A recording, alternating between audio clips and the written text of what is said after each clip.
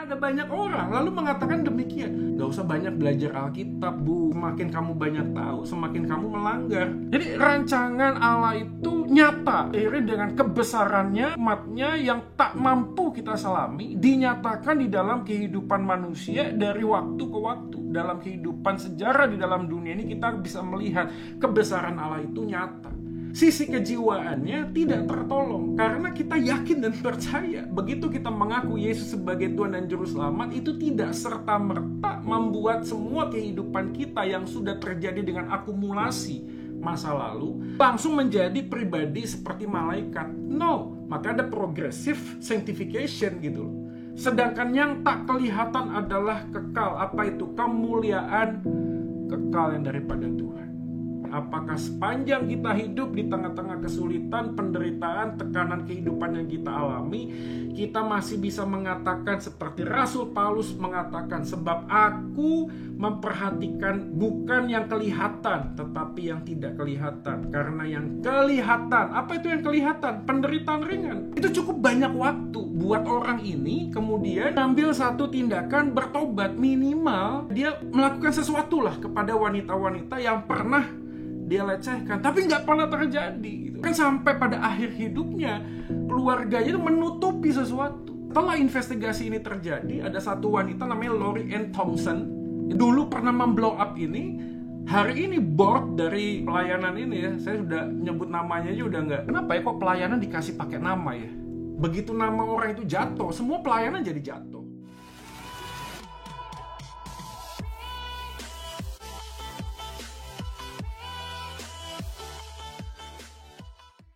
Aku telah mengutus aku kepadamu. Selanjutnya berfirmanlah Allah kepada Musa, beginilah kau katakan kepada orang Israel, Tuhan Allah nenek moyangmu, Allah Abraham, Allah Ishak dan Allah Yakub telah mengutus aku kepadamu. Itulah namaku untuk selama-lamanya dan itulah sebutanku turun-temurun. Pergilah, kumpulkanlah para tua-tua Israel dan katakanlah kepada mereka, Tuhan Allah nenek moyangmu, Allah Abraham, Ishak dan Yakub telah menampakkan diri kepadaku, serta berfirman, aku sudah mengindahkan kamu juga apa yang dilakukan kepadamu di Mesir.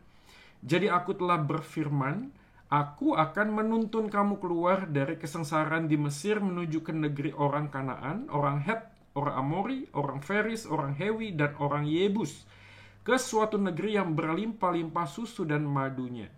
Dan bila mana mereka mendengarkan perkataanmu, maka engkau harus beserta para tua-tua Israel pergi kepada Raja Mesir, dan kamu harus berkata kepadanya, Tuhan, Allah orang Ibrani telah menemui kami, oleh sebab itu izinkanlah kiranya kami pergi ke padang gurun 3 hari perjalanan jauhnya untuk mempersembahkan korban kepada Tuhan Allah kami.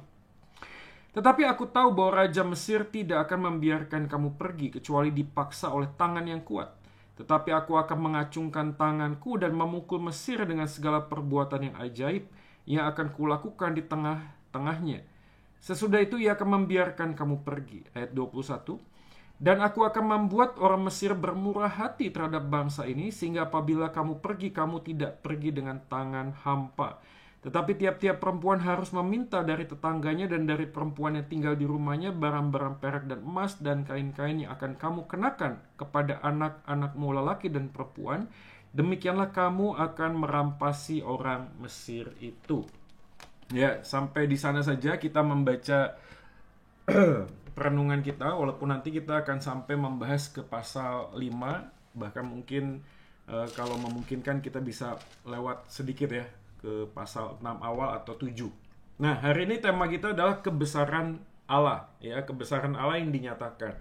Jadi kalau Bapak Ibu mengikuti dan mengingat perjalanan bangsa Israel, khususnya Musa di dalam perjalanan pimpinan panggilannya dan berjumpa dengan Tuhan, dan kita akan melihat bahwa ini kelanjutan dari bagaimana Musa yang walaupun dia sengaja atau tidak sengaja akhirnya seperti nyasar sampai ke gunung itu dan ketemu dengan Tuhan.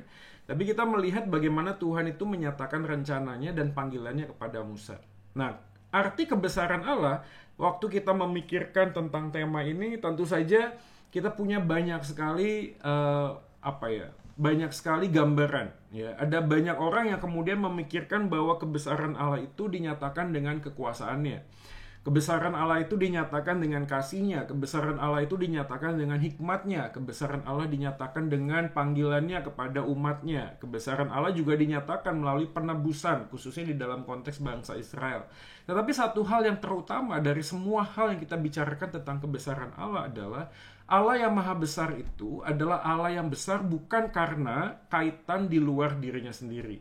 Artinya, kebesaran Allah itu tidak ditentukan dari bagaimana dia melakukan sesuatu, dia menggunakan kuasanya, dia menggunakan hikmatnya, dia bahkan memanggil umatnya untuk bersama-sama mewujud nyatakan rencana Allah, maka dia dikatakan Allah yang maha besar. Bukan, di dalam dirinya sendiri Allah adalah Allah yang maha besar. Walaupun dia tidak melakukan apapun, dia Allah yang maha besar di dalam dirinya sendiri. Nah, ini adalah satu pemahaman secara teologis yang harus kita pahami. Karena kalau kita tidak punya pemahaman demikian, kita selalu mengkaitkan pribadi Allah itu kaitannya dengan apa yang dia bisa lakukan. Nah, ini menariknya karena ada banyak orang ketika menghadapi masalah, kesulitan kehidupan, atau mungkin tekanan, atau mungkin doa yang tidak dijawab atau belum dijawab, mereka tidak bisa melihat kebesaran Allah. Padahal kebesaran Allah itu dinyatakan tidak hanya dengan apa yang dia bisa lakukan, tapi bagaimana dirinya sendiri sebagai pribadi. Sekali lagi, tentu saja kita bisa mengenal Allah melalui apa yang dia lakukan. Salah satunya mungkin ciptaannya. Kita bisa melihat gimana pemazmur juga menggambarkan kalau aku melihat langit buatanmu. Semuanya itu menunjukkan kebesaran Allah. Tentu saja itu benar. Waktu kita melihat di dalam perjanjian baru ketika Kristus Tuhan kita datang menjadi manusia, berinkarnasi, kita melihat kebesaran Allah dengan hikmatnya. Sehingga Rasul Paulus berkata, siapakah yang bisa menjadi penasehatmu ya Allah? Betapa dalam, betapa besarnya hikmatmu. Kami tak mampu menyelami bagaimana rencana dan rancanganmu. Tentu saja itu semua benar. Tetapi yang harus kita pahami adalah Allah itu maha besar bukan karena sekedar pengakuan kita kepadanya, bukan sekedar karena apa yang dia bisa lakukan kepada umatnya, kepada ciptaannya, tetapi Allah maha besar di dalam dirinya sendiri. Nah, poin yang pertama di dalam ayat yang ke-10 kita melihat Musa kemudian melanjutkan perjalanannya dan berjumpa dengan Tuhan nih sekarang. Nah, kalimat yang dikatakan di ayat 10 adalah, jadi sekarang pergilah aku mengutus engkau kepada Fir'aun untuk membawa umatku orang Israel keluar dari Mesir. Tetapi Musa berkata kepada Allah, siapakah aku ini? Maka aku yang akan menghadap Fir'aun dan membawa orang Israel keluar dari Mesir. Jadi kalau kita melihat di dalam formula kalimat ayat 10 ini, sekali lagi karena ini yang menulis adalah Musa, maka ada sebuah sinergi kesejajaran dengan kitab yang ditulis oleh Musa lainnya, yaitu di dalam kitab Kejadian, pasal yang ke-15. Jadi kalau nanti mundur bisa dilihat nanti ya. Kejadian 15 ayat 13 itu dikatakan demikian. Firman Tuhan kepada Abram, ketahuilah dengan sesungguhnya bahwa keturunanmu akan menjadi orang asing dalam suatu negeri yang bukan kepunyaan mereka. Dan bahwa mereka akan diperbudak dan dianiaya 400 tahun lamanya. Tetapi bangsa yang akan memperbudak mereka akan kuhukum, dan sesudah itu mereka akan keluar membawa harta benda yang banyak. Tetapi engkau akan pergi kepada nenek moyangmu dengan sejahtera, engkau akan dikuburkan pada waktu telah putih rambutmu. Ayat 16. Tetapi keturunan yang keempat akan kembali ke sini, sebab sebelum itu kedurjanan orang Amori belum genap. Nah, ini kan sangat menarik ya. Jadi pada waktu kitab Kejadian dituliskan, Musa menggambarkan bahwa jauh sebelum Musa dipanggil, ada janji Tuhan kepada nenek moyangnya Musa. Ya, ada dua hal yang penting di sini, yaitu bagaimana nanti bangsa itu diperbudak, dan itu tergenapi dan terjadi pada waktu bangsa Israel ini ada dalam perbudakan. Tapi yang kedua adalah ayat 16, keturunan yang keempat. Jadi kalau kita menghitung keturunan yang keempat, maka kita bisa langsung membaca. Keturunan pertama siapa? Lewi, Keluaran 6 ayat 15. Keturunan yang kedua siapa? Kehat, Keluaran 6 ayat 15, bilangan 3 17. Keturunan yang ketiga siapa? Amran, Keluaran pasal 6 ayat 17, bilangan 3 ayat 19. Lalu keturunan yang keempat adalah Musa. Jadi keturunan pertama Lewi, Kehat, Amran, dan Musa. Dan Musa menjadi generasi terakhir di mana bangsa Israel itu mengalami sebuah perbudakan. Dalam pengertian lainnya, jelas sekali, clear sekali bahwa panggilan Musa untuk memimpin bangsa Israel memang sudah jauh sebelumnya itu dinubuatkan, disampaikan kepada Abram, nenek moyang mereka. Ya, dan ini menjadi gambaran buat kita bahwa di dalam kehidupan kita hari lepas hari, Allah itu sebenarnya bekerja dengan sangat luar biasa dengan janji dan nubuatan yang tergenapi. Nah, ini adalah salah satu yang penting untuk kita juga pahami di dalam doktrin Alkitab ya, saudara sekalian. Kenapa? Karena salah satu parameter kitab suci itu adalah kitab yang sebagai wahyu Tuhan, ya, digambar sebagai wahyu Tuhan dalam konteks apologetika ya, pembelaan iman. Salah satunya adalah bagaimana di dalam kitab suci tersebut ada nubuatan-nubuatan yang tergenapi. Sehingga pada waktu kita melihat nubuatan-nubuatan yang tergenapi, berapa banyak nubuatan itu menentukan bagaimana keabsahan kitab suci itu kita percaya sebagai wahyu yang daripada Tuhan. Nah, ini beberapa saudara kita yang bukan orang Kristen juga selalu berbicara tentang nubuatan. Nah, yang menariknya adalah ketika kita melihat kitab suci, nubuatan-nubuatan yang terjadi dalam kitab suci bukan hanya banyak sekali, tetapi juga dinyatakan kepada seseorang dan digenapi oleh orang yang lainnya. Dan itu presisi. Jadi bukan saya ngomong bulan depan saya akan pergi ke Bandung, lalu kemudian saya pergi ke Bandung, dan itu sebuah nubuatan. Ya enggak juga, karena saya yang ngomong dan saya yang melakukannya. Tapi kalau misalnya kali ini, malam ini, ada seseorang yang lain di luar diri saya dan mengatakan sesuatu terhadap pribadi yang lain, dan itu punya satu durasi waktu yang cukup lama, dan kemudian itu tergenapi, sulit sekali untuk menyangkali dan tidak mempercayai bahwa ini adalah bagaimana Tuhan bekerja. Karena ada satu bagian yang lain yang selalu diangkat, yaitu coincidence, yaitu kebetulan. Ya, seperti yang saya selalu gambarkan, kalau ada wanita yang sedang mengandung, lalu kemudian kita ditanya, anak ini perempuan atau laki-laki? Lalu kita mengatakan, anak lu ini laki-laki. Lalu kemudian waktu melahirkan, anaknya laki-laki. Kita nggak bisa ngomong bahwa saya yang ngomong laki-laki itu seorang nabi. Karena probabilitasnya cuma 2, kalau nggak laki, ya perempuan. Jadi orang bisa ngomong, sudah itu coincidence saja, itu sebuah kebetulan. Karena kemungkinan prosentasenya hanya 2, kalau nggak laki, perempuan. Jadi waktu saya ngomong ini laki, lalu terjadi lahirnya adalah anak yang laki, saya nggak bisa ngomong saya adalah nabi gitu loh.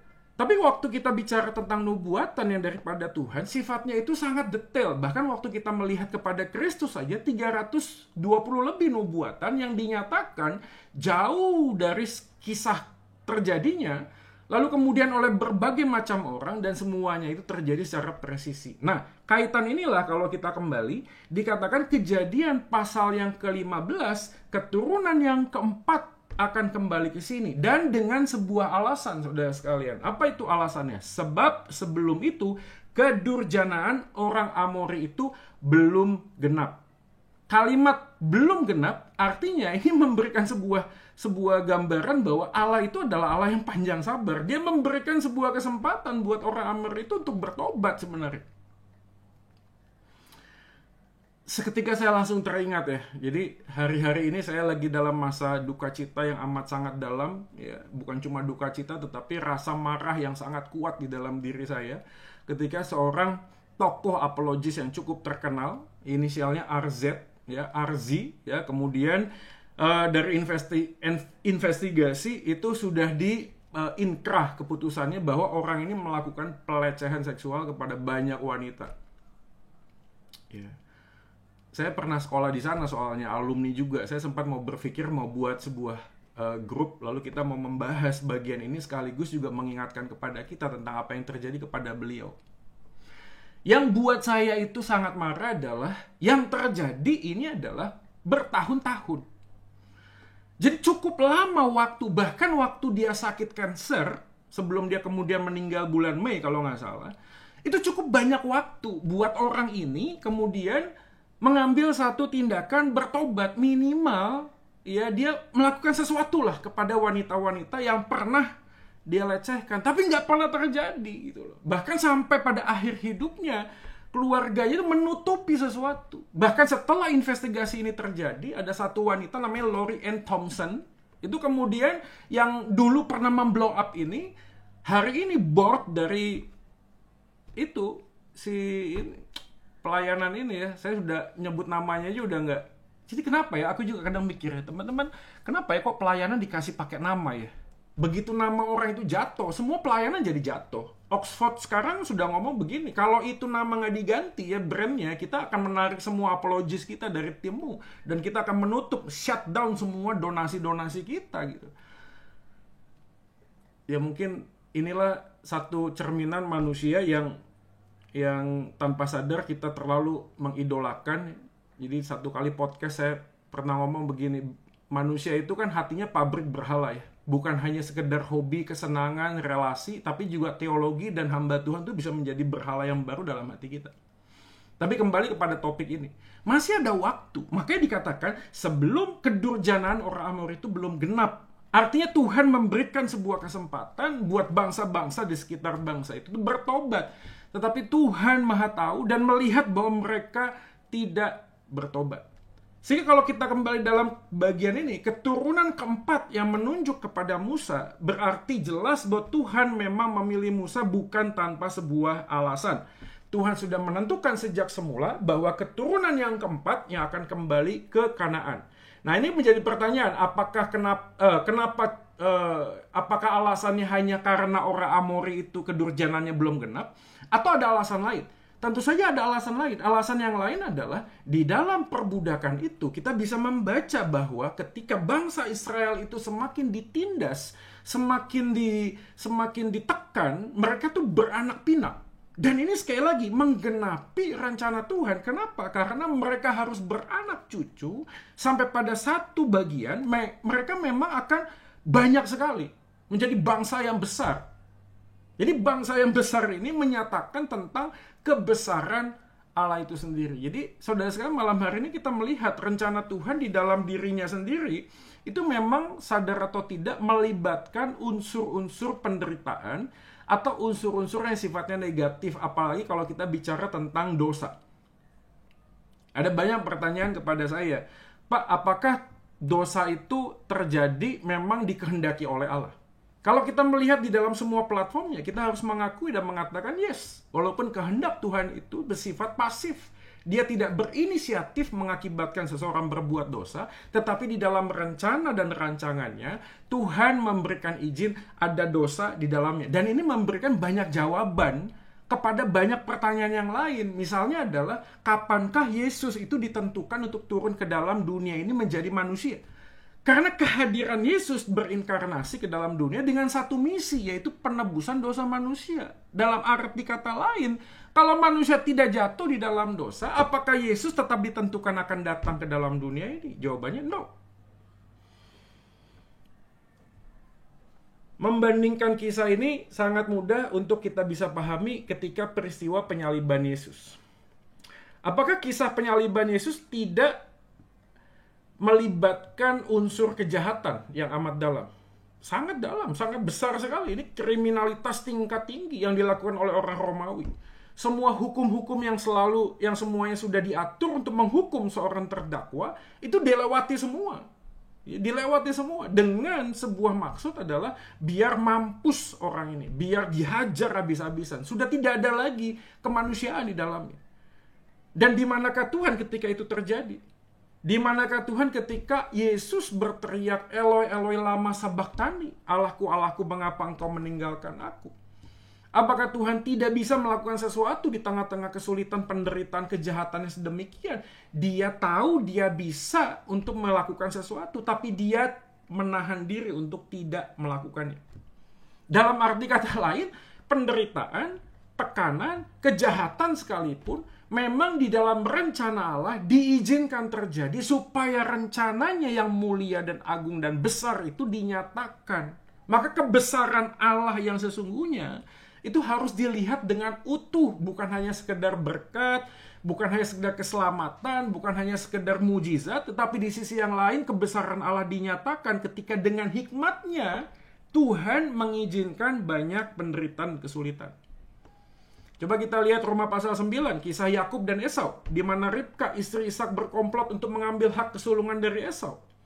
Tentu kita sebagai manusia membaca kisah ini, kita tuh bisa gemes gitu loh. Ini anak kan lahir dalam satu kandungan bersama-sama. Yang dipilih adalah anak yang kedua, yaitu Yakub. Anak yang pertama yaitu Esau. Mungkin kita kalau jadi Tuhan, kita berpikir kalau memang yang dipilih adalah Yakub, Yakub jadiin saja sebagai anak yang pertama. Kalau Yakub dijadikan anak yang pertama, nggak akan ada tuh mami-mami yang berkomplot sama anaknya, pergi ke sebuah mall untuk beli jaket kulit, lalu menipu bapaknya. Harusnya nggak terjadi gitu loh. Tapi kalau kita membaca kan kalimatnya jelas sekali, Roma 9 ayat 11. Sebab waktu anak-anak itu belum dilahirkan, kalimatnya begitu. Belum melakukan yang baik atau yang jahat, supaya rencana Allah tentang pemilihannya diteguhkan, bukan berdasarkan perbuatan, tetapi berdasarkan panggilannya. Dikatakan kepada Ribka, anak yang tua akan menjadi hamba anak yang muda. Seperti ada tertulis, aku mengasihi Yakub, tetapi membenci Esau. Ayat 14, jika demikian, apakah yang hendak kita katakan? Apakah Allah tidak adil?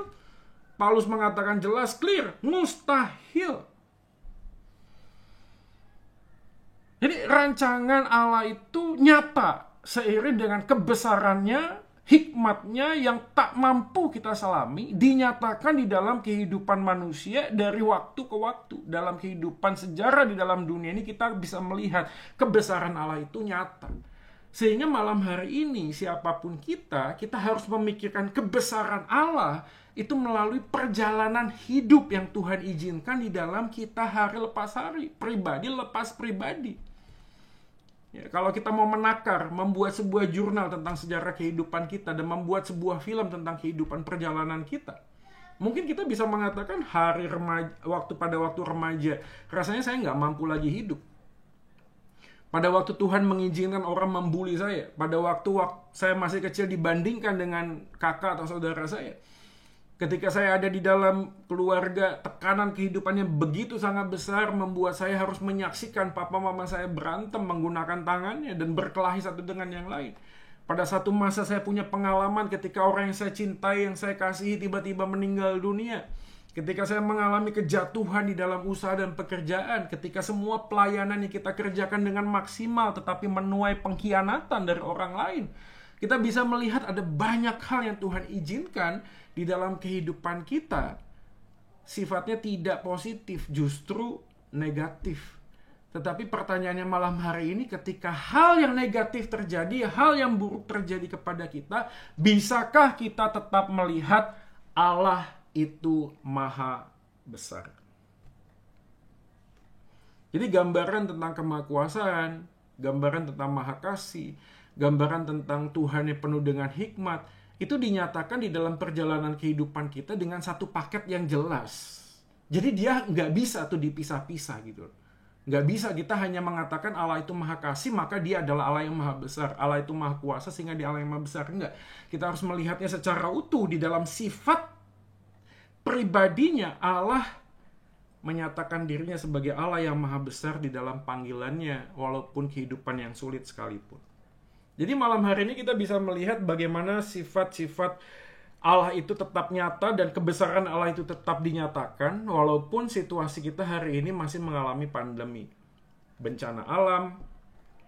Oke, memang ada kesalahan kita harus jelas juga. Memang ada bagian kita melakukan sebuah kesalahan sehingga ada bencana alam. Tetapi kalau kita mau jujur, ada bencana alam yang memang kita nggak bisa duga lagi dan nggak bisa lagi melihat apakah ini betul-betul karena kita melakukan sebuah kesalahan. Ada juga sakit penyakit, ada juga cacat, anak yang lahir dengan kecacatan. Oke, semuanya adalah bagian dari dosa awal Adam dan Hawa, sehingga semua hal di dalam kehidupan manusia itu menjadi rusak, termasuk sistem di dalam dunia ini. Tetapi satu hal yang pasti adalah apapun yang kita alami, apapun yang kita lihat itu buruk sekalipun, tidak membuat kebesaran Allah itu tidak dinyatakan. Maka saya melihat beberapa respon manusia ya pada saat melihat tekanan dalam kehidupan. Yang pertama adalah menolak Tuhan. Ya, beberapa golongan-golongan yang menolak Tuhan itu bukan karena mereka membutuhkan argumentasi dan penjelasan, bukan. Tetapi banyak hal mereka menolak Tuhan karena mereka kecewa. Kecewa dengan apa? Kecewa melihat orang yang mengaku beragama, mengaku orang Kristen, mengaku orang yang percaya Tuhan, tetapi kehidupan attitude-nya sangat buruk. Atau mungkin juga kecewa dengan bagaimana dia melihat doa-doa yang dia naikkan, lalu kemudian tidak ada jawaban, malah sebaliknya masalah semakin besar. menolak Tuhan. Tetapi ada juga kemungkinan orang-orang yang melihat tekanan kehidupan tidak lagi melihat kebesaran Tuhan lalu menjadi skeptik. Skeptik artinya tidak menolak serta-merta, tetapi selalu meragukan apapun yang terjadi dalam hidupnya. Percaya atau tidak, di dalam kehidupan berjemaat, bagian yang kedua ini paling banyak terjadi. Jadi kalau kita membaca bukunya James Fowler, dia membuat sebuah analisa tentang kehidupan iman orang percaya, khususnya orang Kristen. Lalu dia buat sebuah konsep tentang stages of faith, ya, stages of faith. Nah, waktu kita bicara tentang stages of faith, dia melihat, ini sekali lagi ya, ini integrasi antara teologi dan psikologi, memang integrasi. Lalu dia menyaksikan dari semua kehidupan orang-orang yang ada di dalam Tuhan, yang mengaku percaya kepada Tuhan, lalu kemudian bisa melakukan sebuah kehidupan beragama, tetapi pada saat yang sama dia tidak memberikan influence di dalam hidupnya gitu loh. Jadi ada orang di dalam stages of faith-nya tuh bisa gini, bisa datang berdoa, bisa datang baca Alkitab, bisa beribadah gitu loh. Tapi pada saat yang sama dia menjadi pribadi yang tetap saja suka marah-marah, suka ngomong kasar, lain sebagainya. Lalu kemudian ada stages of faith yang berikutnya, yaitu stages of faith ketika orang itu kemudian datang ke gereja, lalu dia mempunyai sebuah alasan mengapa dia datang ke gereja. Tapi alasannya bukan karena Tuhan. Apa itu? Ya mungkin karena jodoh, karena berkat. Tapi dia punya alasan. Tapi kalau naik ke atasnya, ada orang yang bukan hanya datang ke gereja, tapi sudah aktif dalam pelayanan. Tapi begitu dia aktif di dalam sebuah pelayanan, motivasinya terhadap sesuatu yang dia pahami sebagai sebuah kebenaran itu keliru. Siapa yang terjadi? Orang-orang yang sudah melayani dengan sebuah pemahaman yang tidak utuh, lalu menemui orang-orang tertentu yang membuat dia sakit hati, dia mundur pelan-pelan. Atau mungkin ada orang di dalam stages of faith yang berikutnya adalah orang yang sudah mengatakan kebenaran sangat luar biasa. Ya ini mungkin si Arzi ini masuk dalam konteks ini sih. Tapi itu tadi, sisi kejiwaannya tidak tertolong karena kita yakin dan percaya begitu kita mengaku Yesus sebagai Tuhan dan Juru Selamat, itu tidak serta-merta membuat semua kehidupan kita yang sudah terjadi dengan akumulasi masa lalu itu langsung menjadi pribadi seperti malaikat. No, maka ada progressive sanctification gitu loh. Ada sebuah proses pengudusan. Tapi kalau kita melihat jiwa kita sejak manusia jatuh di dalam dosa, kita ini terpecah-pecah. Disintegrated life. Hidup kita tuh terpecah-pecah. Kita tidak bisa melihat sesuatu dengan utuh. Ya, contoh saja di beberapa gereja kesulitan sekali mendapatkan ketua komisi atau majelis lain sebagainya. Kalau kita mau melihat dengan background latar belakangnya, apakah mereka tidak punya hati? Punya hati. Apakah mereka tidak punya skill untuk leadership? Punya skill. Dia punya perusahaan yang sangat besar kok. Lalu pertanyaan, kenapa begitu masuk di dalam ranah rohani, ranah spiritualitas, lalu dia merasa, aku nggak mampu. Artinya dalam porsi tertentu, ada satu pemahaman yang menuduh dia, mengintimidasi dia bahwa bagian pelayanan yang harusnya dikerjakan harus memenuhi standar kekudusan tertentu. Nah pertanyaannya adalah, apakah hari ini ada orang yang tidak jatuh dalam dosa? Apakah hari ini tidak ada orang yang masih bergumul dengan dosa? Tidak ada gitu loh. Jadi sekarang problemnya apa? Problemnya adalah bagaimana kita itu tidak mengandalkan kemampuan kita, tapi mengandalkan kepada Tuhan. Sehingga kejatuhan kita dari dosa, kita percaya tidak membuat kasih Tuhan itu semakin berkurang, tetapi keberhasilan kita pun tidak membuat kasih Tuhan itu semakin bertambah. Nah, pemahaman ini yang membuat kita itu mempunyai sebuah keyakinan bahwa Tuhan itu beserta dengan kita dan apa yang kulakukan bukan karena aku bisa dan aku mampu. Tapi sekali lagi, kenapa manusia mengalami tekanan dalam hidupnya? Karena tekanan dalam hidup bukan hanya sekedar hal-hal yang sifatnya penderitaan, tetapi intimidasi dosa, intimidasi sesuatu di dalam diri kita yang merasa kita ini kurang apa gitu loh di hadapan Tuhan. Padahal kalau kita mau jujur, kita tidak ada apa-apanya di hadapan Tuhan, bukan kurang apa lagi. Manusia mengalami tekanan hidup, menolak Tuhan, skeptik, apalagi melarikan diri dari masalah. Mencoba untuk menggali lubang dan mencoba menutupi lubang lain dengan hasil galian di tempat yang lain. Mereka terus berputar-putar dengan masalah yang sama, tidak pernah berhenti dan tidak pernah mau berani menghadapi masalah tersebut. Bapak Ibu ingat Laut Teberau kan bisa terbelah ya. Saya waktu itu merenungkan begini ya. Memang betul sih, Tuhan itu mampu membuat laut Teberau itu terbelah. Tapi kadang-kadang kita lupa, kita merasa bahwa kita sedang berjalan di sebuah tempat di mana di depan kita laut Teberau, padahal itu jalan yang salah. Dan di depan kita ada laut yang besar, lalu kita minta, Tuhan tolong dong belahlah laut ini. Padahal Tuhan ngomong, you yang salah jalan. Lalu kita ngomong, kita jadi marah sama Tuhan. Kita ngomong, Tuhan kenapa engkau tidak membuat mujizat? Ini bukan masalah Tuhan tidak mampu, tetapi kamu salah jalan gitu loh. Yang kita harus lakukan bukanlah terus menanti laut itu terbelah, tapi justru meminta hikmat Tuhan supaya kita mungkin diminta Tuhan untuk berputar ke tempat atau ke jalan yang lain. Jadi banyak orang kemudian tetap ada di sana gitu loh. Ya. Sampai udah berengosan gitu aku menunggu mujizat Tuhan. Padahal Tuhan ngomong bukan jalan ke sana, jalan ke tempat yang lain. Kalau aku suruh membelah laut Teberau, aku bisa kok. Tapi problemnya adalah kamu membuat lautmu sendiri gitu loh. Karena kamu bikin masalahmu sendiri, lalu begitu ada masalah dan ketemu laut, kamu minta Tuhan yang membelahnya. Yang keempat yaitu mencari pembenaran.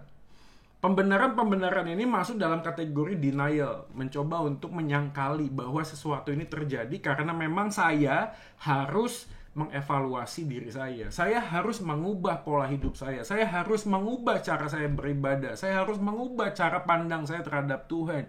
Tetapi karena masalah dan kehidupan tekanan yang begitu besar, seringkali itu menutup mata kita dan kita cari adalah aku sudah melakukan yang terbaik Tuhan. Oh ya? Kalau memang sudah melakukan yang terbaik, bagaimana mungkin pemazmur mengatakan ujilah aku, selidikilah aku? Artinya di dalam diri kita yang terdalam, kita harus jujur. Ada banyak hal yang harus diungkap dan disingkapkan di hadapan Tuhan.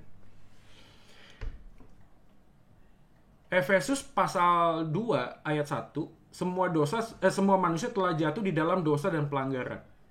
Paulus membagi dosa dan pelanggaran itu dengan dua pemahaman. Karena tidak semua dosa itu sifatnya pelanggaran. Tetapi semua pelanggaran pasti adalah dosa. Ya, sekali lagi ya. Tidak semua dosa itu bersifat pelanggaran. Walaupun pelanggaran itu pasti adalah dosa. Pertanyaannya, apa sih maksudnya? Karena ada banyak hal di dalam Alkitab yang memang Tuhan itu memberikan hukumnya itu dalam fase-fase perjalanan kehidupan. Contoh misalnya, kalau kita memikirkan tentang pelanggaran, dulu kita berkerumun boleh nggak? Boleh. Tapi hari ini kalau berkerumun jadi salah. Jadi fasenya dulu berkerumun nggak apa-apa. Tapi hari ini ada hukum yang mengatakan berkerumun salah. Artinya dulu nggak apa-apa, sekarang ada. Nah begitu pula dengan pelanggaran sebenarnya. Karena ada hukum yang sudah dinyatakan. Tapi tunggu dulu, ada juga yang sifatnya dosa. Jadi ada dosa yang sifatnya hamartia, meleset dari standar. Betul ya? Tapi ada pelanggaran, paraptoma namanya. Paraptoma adalah sebuah hukum yang ada standarnya. Jadi kalau ada hukum yang ada standarnya, betul. Begitu saya tahu, pengetahuan saya membuat saya sadar saya sedang melanggar. Kalau saya tidak tahu, maka saya bisa dikatakan tidak melanggar. Karena tidak ada hukum yang saya tahu. Nah, ada banyak orang lalu mengatakan demikian. Gak usah banyak belajar Alkitab, Bu. Semakin kamu banyak tahu, semakin kamu melanggar, maka kamu akan melakukan dosa. Di satu sisi memang betul sih. Tapi di sisi yang lain, jangan lupa bahwa ada natur dosa itu sendiri. Jadi natur dosa itu sendiri adalah di dalam diri kita selalu mencari identitas kehidupan terlepas dari keberadaan Tuhan itu sendiri. Jadi apa sih waktu kita menghadapi tekanan kehidupan ini? Kita cari pembenaran, kita merasa kita sudah cukup baik di hadapan Tuhan. Kita sudah melakukan apa yang Tuhan ingin untuk saya lakukan. Lalu begitu saya sudah melakukan segala hal yang Tuhan katakan kepada saya dan Tuhan izinkan ada tekanan kehidupan dan penderitaan, kita kemudian apa? Denial, kita menyangkal bahwa ini semua karena sesuatu di dalam diri saya. Sekali lagi, Bapak Ibu, tidak semua kesulitan dan penderitaan itu karena dosa ya. Tapi dosa itu mengakibatkan kita masuk di dalam penderitaan dan tekanan kehidupan. Ratapan pasal 3 ayat 1-2 ini sangat clear, jelas sekali, memberikan kepada kita sebuah kesimpulan untuk poin yang pertama. Pasal 3 ayat 1 dikatakan, akulah orang yang melihat sengsara disebabkan cambuk murkanya. Ia menghalau dan membawa aku ke dalam kegelapan yang tidak ada terangnya. Lalu ratapan pasal 3 ayat 21, ya, Nabi Yeremia mengatakan, tetapi hal-hal inilah yang kuperhatikan, oleh sebab itu aku akan berharap. Nah, kata ayat 1 melihat dan ayat 21 memperhatikan, memberikan kepada kita sebuah kesimpulan yang clear bahwa kebesaran Allah tidak hanya ditentukan dari bagaimana kita melihat dengan mata jasmani, tapi justru harusnya melihat dengan mata rohani, yaitu dengan cara apa? Inilah yang kuperhatikan, tak berkesudahan kasih setia Tuhan, tak habis-habisnya rahmatnya. Selama kita melihat kehidupan ini dengan kacamata mata jasmani kita sebagai manusia, kita pasti akan terus kecewa dan tidak mampu melihat kebesaran Tuhan. Tapi justru orang yang ada di dalam Tuhan hanya bisa melihat kebesaran Tuhan ketika dia tidak hanya melihat dengan mata jasmani, tapi beyond, melampaui, dia bisa melihat dengan mata rohani. Bahwa dengan hal inilah aku memperhatikan, tak berkesudahan kasih setia Tuhan, tak habis-habisnya rahmatnya. Rasul Paulus pernah berkata di dalam 2 Korintus pasal 4 ayat 16, sebab itu kami tidak tawar hati, tapi meskipun manusia lahiriah kami semakin merosot, namun manusia batiniah kami makin dibaharui dari sehari ke sehari. Sebab penderitaan ringan yang sekarang ini mengerjakan bagi kami kemuliaan kekal yang melebihi segala-galanya, jauh lebih besar daripada penderitaan kami. Ayat yang ke-18 sangat indah. Sebab kami tidak memperhatikan yang kelihatan, melainkan yang tak kelihatan. Karena yang kelihatan adalah sementara, sedangkan yang tidak kelihatan adalah kekal.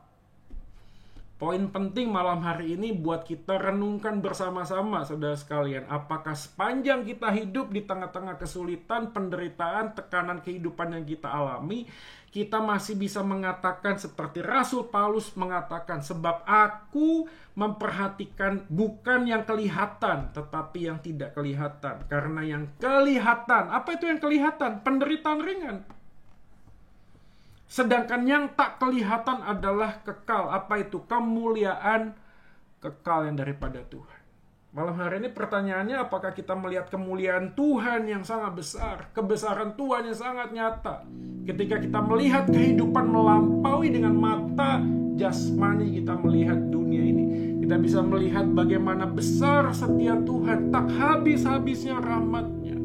Besar setiamu Tuhan di dalam kehidupanku, di tengah-tengah sulit, di tengah-tengah kesepian, di tengah-tengah pergumulan pekerjaan, di tengah-tengah semua sakit penyakit yang mengancam hidupku, hidup istriku, hidup suamiku, hidup anak-anakku, hidup saudara-saudaraku. Aku tahu, aku melihat di dalam kehidupan ini melampaui dari apa yang bisa dilihat oleh manusia, tapi aku melihat dengan mata iman bahwa besar setiamu Tuhan.